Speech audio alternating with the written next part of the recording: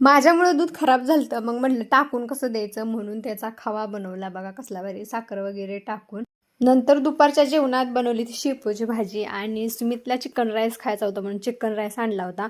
नंतर ना दोघांनी पण जेवून घेतलं आणि आई घरात नव्हती आणि दुपारी एवढी झोप आली ती जोरात जेवल्यानंतर ना, म्हणलं झोपून घ्यावं थोडं. तर या पोरांची नुसती मस्ती चालली होती, नुसता धिंगाणा चालू होता आणि माझी झोप उडून इथं निवांत झोपायचं कसं चाललंय बघा.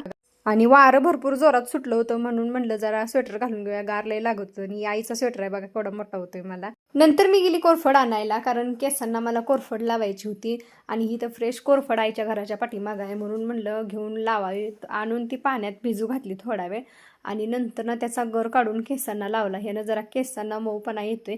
नंतर डोक्याला थोडा मसाज पण माझा मीच देऊन घेतला आणि नंतर ना म्हणलं आता काहीतरी खाऊन घेऊया म्हणून सुमित घेऊन आला आतनं बांबूनळ्याचं पॅकेट आणि ते खाऊन घेऊया म्हणलं.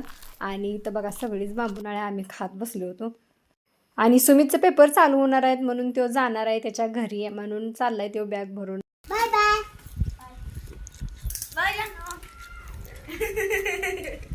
आणि त्याला सोडायला गेलेत नाना.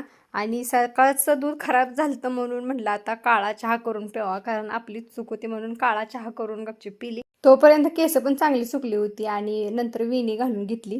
नंतर गेली मामींच्या घरी दूध आणायला. त्यांच्या दारात ही फुलांची बाग कशी लावली आहे बघा. आणि त्यांच्यातनं दूध घेतलं आणि घरी आली. तर असा होता माझा पूर्ण दिवस.